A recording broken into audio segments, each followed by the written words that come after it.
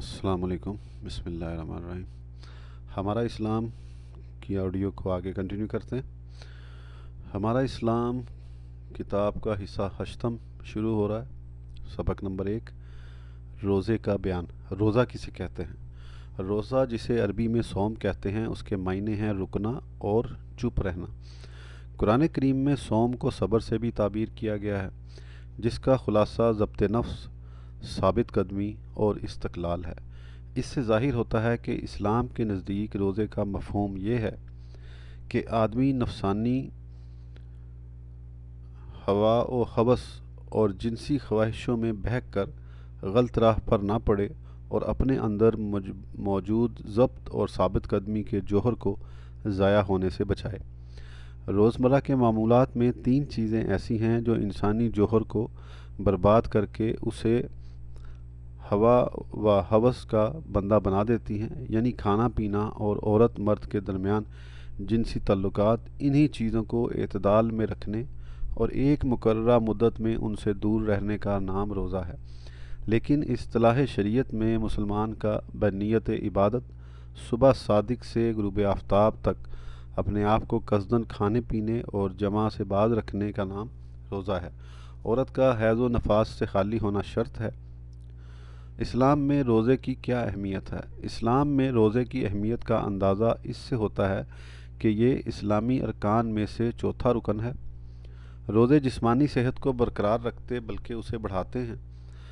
रोज़ों से दिल की पाकी, रूह की सफाई और नफ्स की तहारत हासिल होती है। रोज़े दौलतमंदों को गरीबों की हालत से अमली तौर पर बाखबर रखते हैं। रोज़े शकम सेरों और फाका मस्तों को एक सतह पर खड़ा कर देने से कौम में मसावात के असूल को तक़वियत देते हैं। रोज़े मलकूती क़ुव्वतों को कवी और हैवानी क़ुव्वतों को कमज़ोर करते हैं।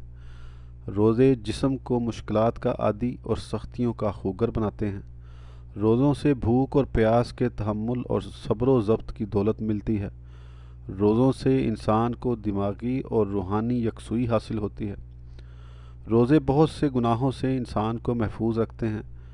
रोज़े नेक कामों के लिए इस्लामी ज़ौक़ व शौक़ को उभारते हैं। रोज़ा एक मख्फ़ी और ख़ामोश इबादत है जो रिया व नुमाइश से बरी है। कुदरती मुश्किलात को हल करने और आफ़ात को टालने के लिए रोज़ा बेहतरीन ज़रिया है। इन फ़वाइद के अलावा और बहुत से फ़ायदे हैं जिनका ज़िक्र कुरान व हदीस में है। कुरान करीम में रोज़े का मकसद क्या बयान किया गया है? कुरान करीम ने रोज़े के मकासद और उसके अगराज़ 3 मुख्तसर जुमलों में बयान फरमाए हैं। ये कि मुसलमान अल्लाह ताला की किबरियाई और उसकी अज़मत का इजहार करें, हिदायत इलाही मिलने पर खुदाए करीम का शुक्र बजा लाएं कि उसने पस्ती और ज़िल्लत के अमीक गार से निकाल कर रिफ़त व इज़्ज़त के ओज कमाल तक पहुँचाया। ये कि मुसलमान परहेज़गार बने और उनमें तकवा पैदा हो। तकवा दिल की उस कैफियत का नाम है जिसके हासिल हो जाने के बाद दिल को गुनाहों से झिझक मालूम होने लगती है और नेक कामों की तरफ उसको बेताबाना तड़प होती है। और रोज़े का मकसूद ये है कि इंसान के अंदर यही कैफियत पैदा हो। दूसरे अल्फाज में हम यूँ कह सकते हैं कि रोज़े खुदा तरसी की ताकत इंसान के अंदर महकम कर देते हैं, जिसके बायस इंसान अपने नफ्स पर काबू पा लेता है और खुदा के हुक्म की इज़्ज़त और अज़मत उसके दिल में ऐसी जांगज़ीर हो जाती है कि कोई जज्बा उस पर गालिब नहीं आता। और ये ज़ाहिर है कि एक मुसलमान खुदा के हुक्म की वजह से हराम, नाजायज़ और गंदी आदतें छोड़ देगा और उनके इर्तिकाब की कभी जुर्रत ना करेगा।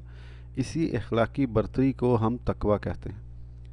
अहादीस में रोज़ा के जो फ़ज़ाइल आए हैं वो बयान करें। अहादीस करीमा रोज़े के फ़ज़ाइल से माला माल हैं।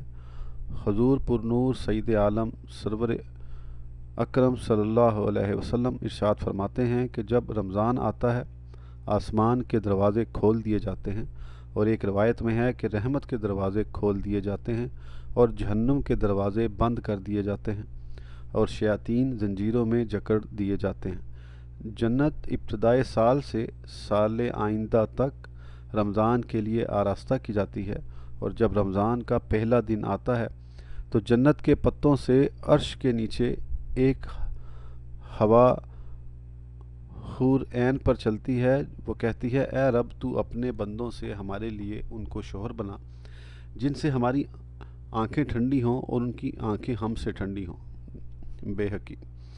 جنت میں 8 دروازے ہیں، ان میں سے ایک دروازہ کا نام ریان ہے، اس دروازے سے وہی جائیں گے جو روزہ رکھتے ہیں۔ روزہ دار کے لیے 2 خوشیاں ہیں، ایک افطار کے وقت اور ایک اپنے رب سے ملنے کے وقت، اور روزے دار کی منہ کی بو اللہ عز و جل کے نزدیک مشک سے زیادہ پاکیزہ ہے۔ رمضان المبارک کا مہینہ وہ مہینہ ہے کہ اس کا اول رحمت ہے، اس کا اوسط یعنی درمیانہ حصہ مغفرت ہے اور آخر جہنم سے آزادی۔ روزہ اللہ عز و جل کے لیے ہے، اس کا ثواب اللہ عز و جل کے سوا کوئی نہیں جانتا۔ ہر شے کے لیے زکوٰۃ ہے اور بدن کی زکوٰۃ روزہ ہے اور نصف صبر ہے۔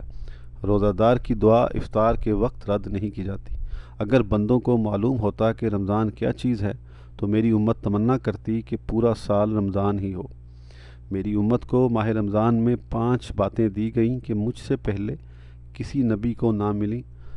اول یہ کہ جب رمضان کی پہلی رات ہوتی ہے اللہ عز و جل ان کی طرف نظر فرماتا ہے اور جس کی طرف نظر فرمائے گا اسے کبھی عذاب نہ کرے گا۔ دوسری یہ کہ شام کے وقت ان کے منہ کی بو اللہ کے نزدیک مشک سے زیادہ اچھی ہے۔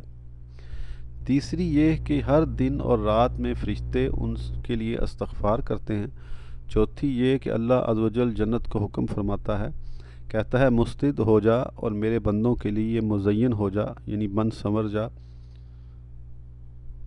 قریب ہے کہ دنیا کی تعب مشقت تکان اسے یہاں آ کر آرام کریں۔ پانچویں یہ کہ جب آخر رات ہوتی ہے تو ان سب کی مغفرت فرما دیتا ہے۔ کسی نے عرض کی کیا وہ شب قدر ہے؟ فرمایا نہیں، کیا تو نہیں دیکھتا کہ کام کرنے والے کام کرتے ہیں، جب کام سے فارغ ہوتے ہیں اس وقت مزدوری پاتے ہیں۔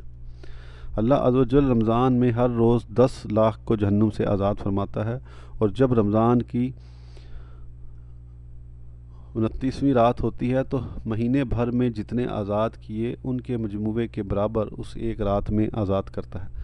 پھر جب عید الفطر کی رات آتی ہے ملائکہ خوشی کرتے ہیں اور اللہ عز و جل اپنے نور کی خاص تجلی فرماتا اور فرشتوں سے فرماتا ہے اے گروہ ملائکہ اس مزدور کا کیا بدلہ ہے جس نے کام پورا کر لیا؟ فرشتے عرض کرتے ہیں اس کو پورا اجر دیا جائے۔ اللہ عز و جل فرماتا ہے میں تمہیں گواہ کرتا ہوں کہ میں نے ان سب کو بخش دیا۔ روزے کے کتنے درجے ہیں؟ روزے کے 3 درجے ہیں۔ ایک عام لوگوں کا روزہ کہ یہی پیٹ اور شرمگاہ کو کھانے پینے جمع سے روکنا۔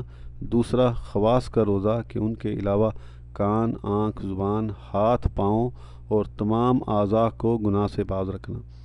تیسرا خاص الخاص کا روزہ کہ جمی ما سوا اللہ یعنی عز و جل کے سوا کائنات کی ہر چیز سے اپنے آپ کو بالکلیہ جدا کر کے صرف اسی کی طرف متوجہ رہنا۔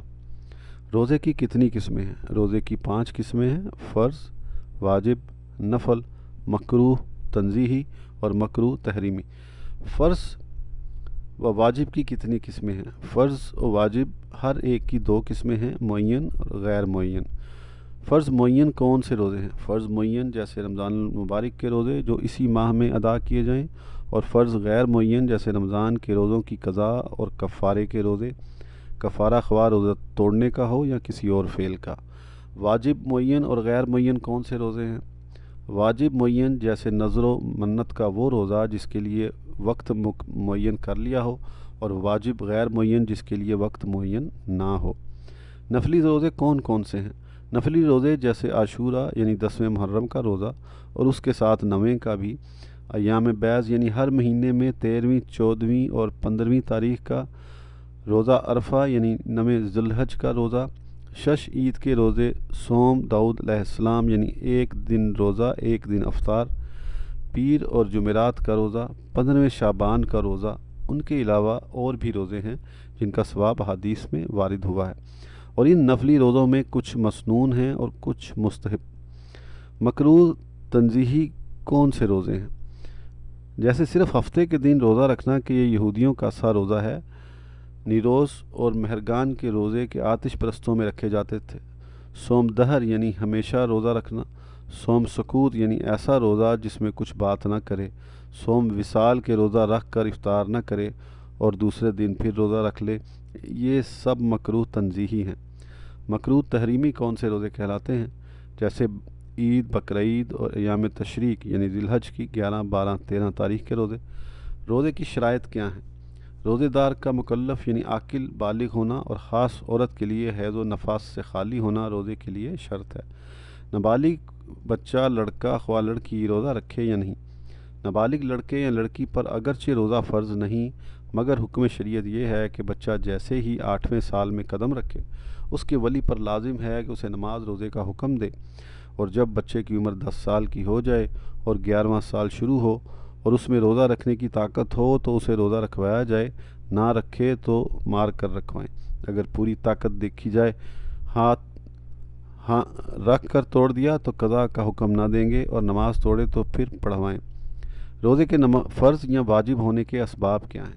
روزے کے مختلف اسباب ہیں۔ روزہ رمضان کا سبب، ماہ رمضان کا آنا، روزہ نظر کا سبب، منت ماننا، روزہ کفارہ کا سبب، قسم توڑنا یا قتل و زہار وغیرہ۔ رمضان المبارک کے روزے کب فرض ہوئے؟ رمضان المبارک کے روزے بھی ہجرت کے دوسرے ہی سال فرض ہوئے، جبکہ لوگ توحید، نماز اور دیگر احکام قرآنی کے خوگر ہو چکے تھے، اور چونکہ اصول اسلام کی روح سے فاقہ مستوں کو روزے کی جتنی ضرورت ہے، شکم سیروں کے لیے وہ اس سے زیادہ ضروری ہے، تو یہ کہنا درست نہیں کہ چونکہ آغاز اسلام میں مسلمانوں کو اکثر فاقوں سے دوچار ہونا پڑتا تھا اس لیے ان کو روزوں کا خوگر بنا دیا گیا۔ اگر ایسا ہوتا تو ظہور اسلام کے بعد ہی مکی زندگی کا اس کے لیے انتخاب کیا جاتا کہ مسلمانوں کی مالی حالت کے اعتبار سے موزوں ہو سکتا تھا، مگر ایسا نہ ہوا، بلکہ روزہ وسط اسلام میں ہجرت کے بعد فرض کیا گیا۔ جو شخص روزہ نہ رکھے اس کے لیے کیا حکم ہے؟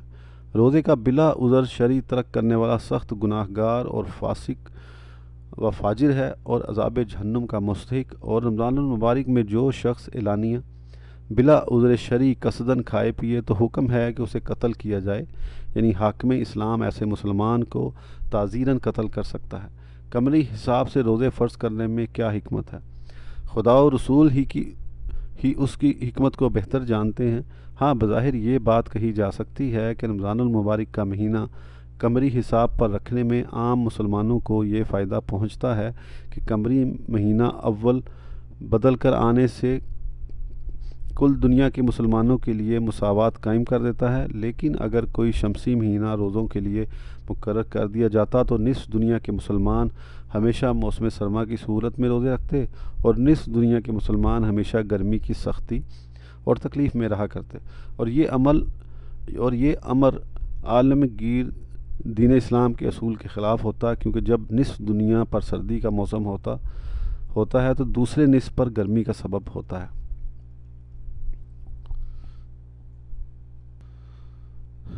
سبق نمبر 2، لیسن نمبر 2، روزے کی نیت کا بیان۔ روزے کی نیت کا کیا مطلب ہے؟ جس طرح نماز میں بتایا گیا کہ نیت دل کے ارادے کا نام ہے، زبان سے کہنا شرط نہیں، یہاں بھی وہی مراد ہے، مگر زبان سے کہہ لینا مستحب ہے تاکہ زبان دل میں موافقت رکھے۔ نیت کے الفاظ کیا ہیں؟ اگر رات میں نیت کرے تو یوں کہے: نویت ان اصوم غدا للہ تعالی من فرض رمضان ھذا، یعنی میں نے نیت کی کہ اللہ عز و جل کے لیے اس رمضان کا فرض روزہ کل رکھوں گا، اور عام طور پر مشہور یہ الفاظ ہیں: وبصوم غد نویت انشاءاللہ تعالی، اور دن میں نیت کرے تو یہ کہے: نویت ان اصوم ھذا الیوم للہ تعالی من فرض رمضان ھذا، یعنی میں نے نیت کی کہ اللہ تعالیٰ کے لیے آج رمضان کا فرض روزہ رکھوں گا۔ اور اگر تبرک و طلب توفیق کے لیے نیت کے الفاظ میں انشاءاللہ تعالیٰ بھی ملا لیا تو حرج نہیں، اور اگر پکا ارادہ نہ ہو، مذہب ہو تو نیت ہی کہاں ہوئی، تو روزہ بھی نہ ہوگا۔ نیت کب سے کب تک ہو سکتی ہے؟ ادائے روزہ رمضان، نظر معین اور نفل کے روزوں کے لیے نیت کا وقت غروب آفتاب سے ظہوہ کبریٰ تک ہے، یعنی جس وقت آفتاب خط نصف النہار شرعی پر پہنچے اس سے پیشتر نیت ہو جانا ضروری ہے۔ اسے آسانی کے لیے یوں سمجھ لو کہ زوال سے کم از کم 39 منٹ اور زیادہ سے زیادہ 48 منٹ پیشتر روزے کی نیت کر لینی چاہیے کہ اگرچہ ان 3 قسم کے روزوں کی نیت دن میں بھی ہو سکتی ہے، مگر رات میں نیت کر لینا مستحب ہے۔ نیت کے بعد کچھ کھا پی لیا تو نیت باقی رہی یا نہیں؟ رات میں نیت کی پھر اس کے بعد رات ہی میں کھایا پیا تو نیت جاتی نہ رہی، وہی پہلی کافی ہے، پھر سے نیت کرنا ضروری نہیں۔ روزہ توڑنے کی نیت سے روزہ رہتا ہے یا نہیں؟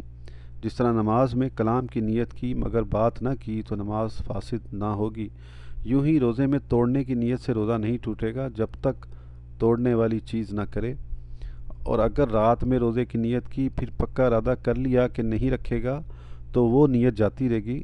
اگر نئی نیت نہ کی اور دن بھر بھوکا پیاسا رہا اور روزے دار کی طرح رہا تو روزہ نہ ہوا۔ سحری کھانا نیت میں شمار ہے یا نہیں؟ سحری کھانا بھی نیت ہے، خواہ رمضان کے روزے کے لیے ہو یا کسی اور روزے کے لیے، مگر جب سحری کھاتے وقت یہ ارادہ ہے کہ صبح کو روزہ نہ رکھوں گا تو یہ سحری کھانا نیت نہیں۔ روزے کی نیت میں روزے کو معین کرنا ضروری ہے یا نہیں؟ یہ تینوں یعنی رمضان کی ادا اور نفل، خواہ سنت ہو یا مستحب، اور نظر معین، ان میں خاص انہی کی نیت ضروری نہیں، مطلقاً روزے کی نیت سے بھی ہو جاتے ہیں اور نفل کی نیت سے بھی ادا ہو جاتے ہیں، بلکہ مریض و مسافر کے علاوہ کسی اور نے رمضان میں کسی اور واجب کی نیت کی جب بھی اسی رمضان کا روزہ ہوگا، البتہ مسافر اور مریض جس کی نیت کریں گے وہی ہوگا، رمضان کا نہیں، اور مطلق روزے کی نیت کریں تو رمضان کا ہوگا۔ قضائے رمضان وغیرہ کی نیت کس وقت ضروری ہے؟ ادائے رمضان، نظر معین اور نفل کے علاوہ باقی روزے مثلا قضائے رمضان اور نظر غیر معین اور نفل کی قضا، یعنی نفلی روزہ رکھ کر توڑ دیا تھا اور اس کی قضا، اور نظر معین کی قضا اور کفارے کا روزہ، اور ایسے ہی اور روزے، ان سب میں عین صبح چمکتے وقت یا رات میں نیت کرنا ضروری ہے، اور یہ بھی ضروری ہے کہ جو روزہ رکھتا ہے خاص اس معین کی نیت کرے۔ ان روزوں کی نیت اگر دن میں کی تو نفل ہو جائے، پھر بھی ان کا پورا کرنا ضروری ہے، توڑے گا تو قضا واجب ہوگی۔ شعبان کو چاند نظر نہ آئے تو 30 کو نیت کس طرح کرے؟ یعنی 29 شعبان کو چاند نظر نہ آئے تو 30 کو نیت کس طرح کرے؟ اگر 29 شعبان کی شام کو مطلع پر ابر و غبار ہو اور چاند نظر نہ آئے تو شعبان کی 30ویں تاریخ کو، جسے یوم الشک کہتے ہیں، خالص نفل کی نیت سے روزہ رکھ سکتے ہیں، اور نفل کے سوا کوئی اور روزہ رکھا تو مکروہ ہے۔ اب اگر اس دن کا رمضان ہونا ثابت ہو جائے تو مقیم کے لیے رمضان کا روزہ ہے، اور مسافر نے جس کی نیت کی وہی ہوا، اور اگر نیت تو خالص نفل کی ہی کی اور پورا ارادہ نفلی روزہ رکھنے ہی کا ہے، مگر کبھی کبھی دل میں یہ خیال گزر جاتا ہے کہ شاید آج رمضان کا دن ہو تو اس میں حرج نہیں۔ سبق نمبر 3، چاند دیکھنے کا بیان۔ چاند دیکھنے کے لیے حکم شرعی کیا ہے؟ 5 مہینوں کا چاند دیکھنا واجب کفایہ ہے کہ بستی میں 1-2 آدمیوں نے دیکھ لیا تو سب بری الذمہ ہو گئے، اور کسی نے نہ دیکھا تو سب گناہ گار ہوئے۔ وہ 5 مہینے یہ ہیں: شعبان، رمضان، شوال، ذی القعدہ، ذی الحج۔ شعبان کا اس لیے کہ اگر رمضان کا چاند دیکھتے وقت ابر یا غبار ہو تو لوگ 30 دن پورے کر کے رمضان شروع کر دیں، رمضان کا روزہ رکھنے کے لیے، شوال کا روزہ ختم کرنے کے لیے، ذی القعدہ کا ذی الحج کے لیے کہ وہ حج خاص مہینہ ہے، اور ذی الحج کا بقرعید کے لیے۔ روزہ رمضان کب سے رکھنا شروع کریں؟ شعبان کی 29 کو شام کے وقت چاند دیکھیں، دکھائی دے تو کل روزہ رکھیں، ورنہ شعبان کے 30 دن پورے کر کے رمضان کا مہینہ شروع کریں اور روزہ رکھیں۔ حدیث شریف میں ہے چاند دیکھ کر روزہ رکھنا شروع کرو اور چاند دیکھ کر افطار کرو، یعنی روزے پورے کر کے عید الفطر مناؤ، اور اگر ابر ہو تو شعبان کی گنتی 30 پوری کر لو۔ چاند کے ہونے یا نہ ہونے میں علم حیت کا اعتبار ہے یا نہیں؟ جو شخص علم حیت جانتا ہے اس کا اپنے علم حیت یعنی نجوم وغیرہ کے ذریعے سے کہہ دینا کہ آج چاند ہوا یا نہیں، یہ کب ہوگا، یہ کوئی چیز نہیں، اگرچہ وہ عادل، دیندار، قابل اعتماد ہو، اگرچہ کئی شخص ایسا کہتے ہوں کہ شرع میں چاند دیکھنے یا گواہی سے ثبوت کا اعتبار ہے، کسی اور چیز پر نہیں۔ مثلا وہ 29 شعبان کو کہیں آج ضرور رویت ہوگی، کل یکم رمضان ہے، شام کو ابر ہو گیا، رویت کی خبر معتبر نہ آئی، ہم ہرگز رمضان قرار نہ دیں گے بلکہ وہی یوم الشک ٹھہرے گا، یا وہ کہیں آج رویت نہیں ہو سکتی، کل یقیناً 30 شعبان ہے۔ پھر آج ہی رویت پر معتبر گواہی گزری، بات وہی کہ ہمیں تو حکم شرع پر عمل فرض ہے۔ رمضان کے ثبوت کا شرعی طریقہ کیا ہے؟ ابر و غبار میں رمضان کا ثبوت ایک مسلمان عاقل، بالغ، دیندار، عادل یا مستور کی گواہی سے ہو جاتا ہے، خواہ وہ مرد ہو یا عورت۔ اور ابر میں رمضان کے چاند کی گواہی میں یہ کہنے کی ضرورت نہیں کہ میں گواہی دیتا ہوں، جبکہ ہر گواہی میں یہ کہنا ضروری ہے، صرف اتنا کہہ دینا کافی ہے کہ میں نے اپنی آنکھ سے اس رمضان کا چاند آج یا کل یا فلاں دن دیکھا ہے۔ عادل و مستور سے کیا معنی ہیں؟ عادل ہونے کے معنی یہ ہیں کہ کم سے کم متقی ہو، یعنی کبیرہ گناہوں سے بچتا ہو اور صغیرہ پر اصرار نہ کرتا ہو، اور ایسا کام نہ کرتا ہو جو مروت کے خلاف ہے، مثلا بازار میں کھانا یا شارع عام پر پیشاب کرنا، یا بازار و عام گزرگاہ پر صرف بنیان اور تہبند میں پھرنا۔ اور مستور وہ مسلمان ہے جس کا ظاہر حال شرع کے مطابق ہے مگر باطن کا حال معلوم نہیں، ایسے مسلمان کی گواہی رمضان المبارک کے علاوہ کسی اور جگہ مقبول نہیں۔ فاسق کی گواہی مقبول ہے یا نہیں؟ فاسق اگرچہ رمضان المبارک کے چاند کی گواہی دے، اس کی گواہی قابل قبول نہیں، رہا یہ کہ اس کے ذمہ گواہی دینا لازم ہے یا نہیں۔ اگر امید ہے کہ اس کی گواہی قاضی قبول کرے گا تو اسے لازم ہے کہ گواہی دے، کہ ایک ایک کر کے اگر گواہوں کی تعداد جم غفیر کو پہنچ جائے تو یہ بھی ثبوت رمضان کا ذریعہ ہے۔ چاند دیکھ کر گواہی دینا لازم ہے یا نہیں؟ اگر اس کی گواہی پر رمضان المبارک کا ثبوت موقوف ہے کہ بغیر اس کی گواہی کے کام نہ چلے گا، تو جس عادل شخص نے رمضان کا چاند دیکھا اس پر واجب ہے کہ اسی رات میں شہادت ادا کرے، یہاں تک کہ پردہ نشین خاتون نے چاند دیکھا تو اس پر گواہی دینے کے لیے اسی رات جانا واجب ہے، اور اس کے لیے شوہر سے اجازت لینے کی بھی ضرورت نہیں۔ گواہی دینے والے سے کریت کریت کر سوال کرنا کیسا ہے؟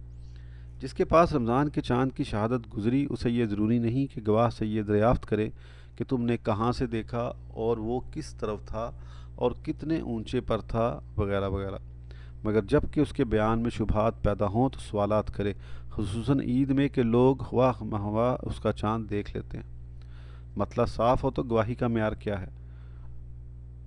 اگر مطلع صاف ہو تو جب تک بہت سے لوگ شہادت نہ دیں چاند کا ثبوت نہیں ہو سکتا، رہا یہ کہ اس کے لیے کتنے لوگ چاہیے یہ قاضی کے متعلق ہے، جتنے گواہوں سے اسے گمان غالب ہو جائے حکم دے دیا جائے گا۔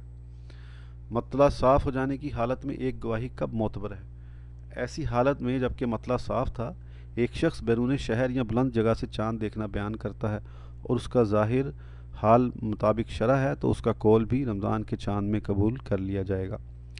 گاؤں میں چاند کی گواہی کس کے روبرو دی جائے؟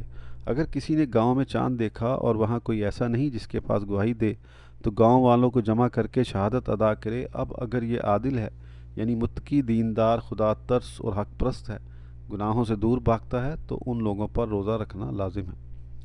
اگر لوگ کسی جگہ سے آ کر چاند ہونے کی خبر دیں تو معتبر ہے یا نہیں؟ اگر کہیں سے کچھ لوگ آ کر یہ کہیں کہ فلاں جگہ چاند ہو گیا ہے، بلکہ یہ کہیں کہ ہم گواہی دیتے ہیں کہ فلاں جگہ چاند ہوا، بلکہ یہ شہادت دیں کہ فلاں فلاں نے چاند دیکھا، بلکہ یہ شہادت دیں کہ فلاں جگہ کے قاضی نے روزے رکھنے یا روزہ چھوڑ دینے اور عید منانے کے لیے لوگوں سے یہ کہا، یہ سب طریقے ناکافی ہیں۔ صاف بات یہ ہے کہ اگر خود اپنا چاند دیکھنا بیان کریں تو گواہی معتبر ہے، ورنہ نہیں۔ تنہا بادشاہ اسلام یا قاضی نے چاند دیکھا تو کیا حکم ہے؟ تنہا بادشاہ اسلام یا قاضی اسلام یا مفتی دین نے چاند دیکھا تو اسے اختیار ہے، خواہ خود ہی روزہ رکھنے کا حکم دے یا کسی اور کو شہادت لینے کے لیے مقرر کرے اور اس کے پاس شہادت ادا کرے، لیکن اگر تنہا ان میں سے کسی نے عید کا چاند دیکھا تو انہیں عید کرنا یا عید کا حکم دینا جائز نہیں۔ گاؤں میں دو شخصوں نے عید کا چاند دیکھا تو ان کے لیے کیا حکم ہے؟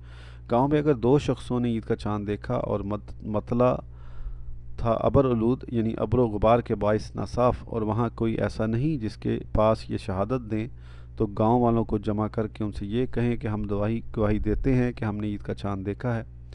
اگر یہ عادل ہوں تو لوگ عید کر لیں، ورنہ نہیں۔ رمضان کے علاوہ اور مہینوں میں کتنے گواہ درکار ہیں؟ مطلع اگر صاف نہ ہو، یعنی ابر و غبار آلود ہو، تو علاوہ رمضان کے شوال، ذی الحج، بلکہ تمام مہینوں کے لیے 2 مرد یا ایک مرد اور 2 عورتیں گواہی دیں اور سب عادل ہوں اور آزاد ہوں اور ان میں کسی پر تہمت زنا کی حد جاری نہ کی گئی ہو، اگرچہ تو یہ کر چکا ہو تو ان کی گواہی رویت حلال یعنی چاند دیکھنے کے حق میں قبول کر لی جائے گی، اور یہ بھی شرط ہے کہ گواہ گواہی دیتے وقت یہ لفظ کہے میں گواہی دیتا ہوں۔ دن میں چاند دکھائی دیا تو وہ کس رات کو مانا جائے گا؟ دن میں ہلال دکھائی دیا، زوال سے پہلے یا بعد زوال، بہرحال وہ آئندہ رات کا قرار دیا جائے گا، یعنی جو رات آئے گی اس سے مہینہ شروع ہوگا۔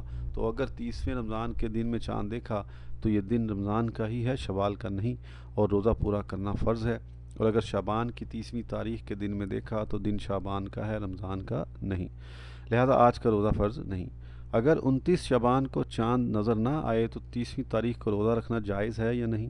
اگر 29 شعبان کو مطلع صاف ہو اور چاند نظر نہ آئے تو نہ خواص روزہ رکھیں نہ عوام، اور اگر مطلع پر ابر و غبار ہو تو مفتی کو چاہیے کہ عوام کو ذہوہ کبریٰ یعنی نصف النہار شری تک انتظار کا حکم دے کہ اس وقت تک نہ کھائیں پئیں نہ روزے کی نیت کریں، بلا نیت روزہ مثل روزہ رہیں۔ اس بیچ میں اگر ثبوت شرعی سے روایت ثابت ہو جائے تو سب روزے کی نیت کر لیں، روزہ رمضان ہو جائے گا کہ ادائے رمضان کے لیے نیت کا وقت ذہوہ کبریٰ تک ہے، اور اگر یہ وقت گزر جائے کہیں سے ثبوت نہ آئے تو مفتی عوام کو حکم دیں کہ کھائے پئیں، اور مسئلہ شرعی سے واقفیت رکھنے والے کو یوم الشک میں اس طرح روزہ رکھا جاتا ہے تو وہ روزے کی نیت کر لیں۔ ایک شخص کسی خاص دن روزہ رکھنے کا عادی ہو اور وہ دن یوم الشک یعنی شعبان کی 30ویں کو پڑے تو اس کے لیے کیا حکم ہے؟ جو شخص کسی خاص دن کے روزے کا عادی ہو اور وہ دن اس تاریخ کو آن پڑے تو وہ اپنے اسی نفلی روزے کی نیت کر سکتا ہے، بلکہ اسے اس دن روزہ رکھنا افضل ہے۔ مثلا ایک شخص ہر پیر یا جمعرات کو روزہ رکھا کرتا ہے اور 30ویں اسی دن پڑی تو وہ روزہ نہ چھوڑے اور اس مبارک دن کے روزے کا ثواب ہاتھ سے نہ جانے دے۔ چاند دیکھنے کی گواہی جس کی قبول نہ ہوئی تو وہ رکھے یا نہیں؟ کسی نے رمضان یا عید کا چاند دیکھا مگر اس کی گواہی کسی وجہ شرعی سے رد کر دی گئی، مثلا فاسق ہے تو اسے حکم ہے کہ روزہ رکھے اگرچہ اپنے آپ اس نے عید کا چاند دیکھ لیا ہے، اور اس صورت میں اگر رمضان کا چاند تھا اور اس نے اپنے حسابوں 30 روزے پورے کر لیے مگر عید کے چاند کے وقت پھر ابر یا غبار ہے اور رویت ثابت نہ ہوئی تو اسے بھی ایک دن اور روزہ رکھنے کا حکم ہے، تاکہ مسلمانوں کے ساتھ موافقت کا اجر اس کے نامہ اعمال میں درج ہو اور یہ عام اسلامی برادری سے الگ تھلگ نہ رہنے پائے کہ یہ بڑی محرومی کی بات ہے۔ فاسق نے چاند دیکھ کر روزہ رکھا پھر توڑ دیا تو اس کے لیے کیا حکم ہے؟ اس کی 2 صورتیں ہیں اور ہر صورت کا حکم علیحدہ ہے۔ اگر اس نے چاند دیکھ کر روزہ رکھا پھر توڑ دیا، یا قاضی کے یہاں گواہی بھی دی تھی لیکن قاضی نے اس کی گواہی پر روزہ رکھنے کا عوام الناس کو حکم نہیں دیا تھا کہ اس نے روزہ توڑ دیا تو صرف اس روزے کی قضا دے، کفارہ اس پر لازم نہیں۔ اور اگر چاند دیکھ کر اس نے روزہ رکھا اور قاضی نے اس کی گواہی بھی قبول کر لی، اس کے بعد اس نے روزہ توڑ دیا تو کفارہ بھی لازم ہے، اگرچہ یہ فاسق ہو کہ اس نے روزہ رمضان توڑا۔ ایک جگہ چاند کا ثبوت دوسری جگہ کے لیے معتبر ہے یا نہیں؟ ایک جگہ چاند ہوا تو وہ صرف وہیں کے لیے نہیں بلکہ تمام جہان کے لیے ہے، مگر دوسری جگہ کے لیے اس کا حکم اس وقت ہے کہ ان کے نزدیک اس دن تاریخ میں چاند ہونا شرعی ثبوت سے ثابت ہو جائے۔ دوسری جگہ کے لیے چاند ہونے کے شرعی ثبوت کا کیا طریقہ ہے؟ رویت حلال کے ثبوت کے لیے شرع میں 7 طریقے ہیں۔ خود شہادت رویت یعنی چاند دیکھنے والوں کی گواہی، شہادت علی الشہادہ یعنی گواہوں نے چاند خود نہ دیکھا بلکہ دیکھنے والوں نے ان کے سامنے گواہی دی اور اپنی گواہی پر انہیں گواہ کیا، انہوں نے اس گواہی کی گواہی دی، یہ وہاں ہے کہ گواہان اصل حاضری سے معذور ہوں۔ شہادت علی القضاء یعنی دوسرے کسی اسلامی شہر میں حاکم اسلام کے یہاں رویت حلال پر شہادتیں گزریں اور اس نے ثبوت حلال کو حکم دیا اور 2 عادل گواہوں نے جو اس گواہی کے وقت موجود تھے انہوں نے دوسرے مقام پر اس قاضی اسلام کے روبرو گواہی گزرے اور قاضی کے حکم پر گواہی دی۔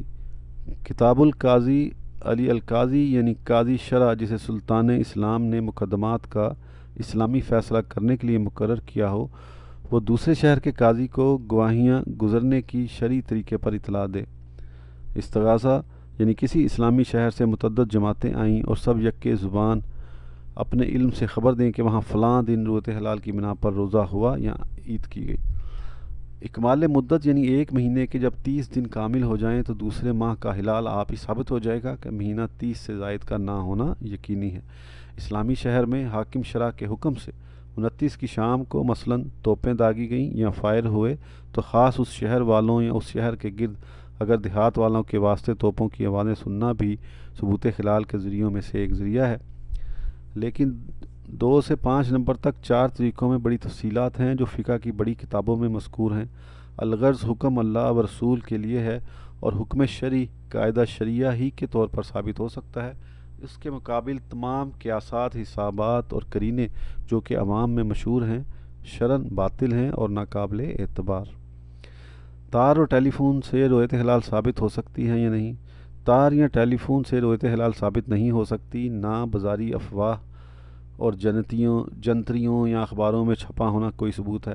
آج کل عموماً دیکھا جاتا ہے کہ 29 رمضان کو بکثرت ایک جگہ سے دوسری جگہ تار بھیجے جاتے ہیں کہ چاند ہوا یا نہیں۔ اگر کہیں سے تار آ گیا کہ یہاں چاند ہو گیا ہے، بس لو عید آ گئی۔ یہ محض ناجائز و حرام ہے، اور بالخصوص تار میں تو ایسی بہت سی وجہ ہیں جو اس کے اعتبار کو کھوتی ہیں۔ ہاں کا نہیں اور نہیں کا ہاں ہو جانا تو معمولی بات ہے، اور مانا کہ بالکل صحیح پہنچا تو یہ محض ایک خبر ہے، شہادت نہیں۔ فقہ کرام نے خط کا تو اعتبار ہی نہیں کیا، اگرچہ مکتوب علیہ یعنی جسے خط پہنچا کاتب کے دستخط اور تحریر کو پہچانتا ہو اور اس پر اس کی مہر بھی ہو کہ خط کے مشابہ ہوتا ہے اور مہر کے، تو کجا تار۔ یوں ہی ٹیلی فون کرنے والے سننے والے کے پیش نظر آمنے سامنے نہیں ہوتا تو امور شرعیہ میں اس کا کچھ اعتبار نہیں، اگرچہ آواز پہچانی جائے کہ ایک آواز دوسری آواز سے مشابہ ہوتی ہے۔ اگر وہ کوئی شہادت دے معتبر نہ ہوگی، اور اگر کسی بات کا اقرار کرے تو سننے والے کو اس پر گواہی دینے کی اجازت نہیں۔ بہار شریعت فتاوی رضویہ خیرت ہے کہ مجازی حاکموں کی کچہریوں میں تار اور ٹیلی فون پر گواہی معتبر نہ ہو اور امور شرعیہ میں قبول کر لی جائے۔ حمیت اسلامی اور غیرت ایمانی بھی آخر کوئی چیز ہے۔ عوام الناس میں چاند کے بارے میں کچھ قاعدے مشہور ہیں، شرعاً ان کے بارے میں کیا حکم ہے؟ علم حساب کے ماہرین کی باتیں جو عوام میں پھیل گئی ہیں یا تحریر میں آ چکی ہیں، رویت ہلال کے بارے میں ان کا کوئی اعتبار نہیں۔ مثلا 14ویں کا چاند سورج ڈوبنے سے پہلے نکلتا ہے اور 15ویں کا بیٹھ کر، یہ دونوں باتیں رویت کے ثبوت میں نامعتبر ہیں۔ یا کہتے ہیں کہ ہمیشہ رجب کی چوتھی رمضان کی پہلی ہوتی ہے، یہ غلط ہے۔ یوں ہی رمضان کی پہلی ذی الحج کی 10ویں ہونا ضروری نہیں۔ یا تجربے میں آیا ہے کہ اکثر اگلے رمضان کی 5ویں اس رمضان کی پہلی ہوتی ہے، لیکن شرع میں اس پر اعتماد نہیں کہ یہ صرف ایک تجربہ ہے، حکم شرعی نہیں جس پر احکام شریعہ کی بنا ہو سکے۔ یوں ہی تجربہ ہے کہ برابر 4 مہینے سے زیادہ 29 کے نہیں ہوتے، لیکن رویت کا مدار اس پر بھی نہیں۔ بہت لوگ چاند اونچا دیکھ کر بھی ایسی ہی اٹکلیں دوڑاتے ہیں۔ بعض کہتے ہیں اگر 29 کا ہوتا تو اتنا نہ ٹھہرتا۔ یہ سب بھی ویسے ہی اوہام ہیں جن پر شرع میں التفات نہیں۔ اس قسم کے حسابات کو حضور صلی اللہ علیہ وآلہ وسلم نے یک لخت ساکت کر دیا۔ صاف ارشاد فرماتے ہیں، ہم امی امت ہیں، نہ لکھیں نہ حساب کریں۔ یہ دونوں انگلیاں 3 بار اٹھا کر فرمایا، مہینے یوں اور یوں اور یوں ہوتا ہے۔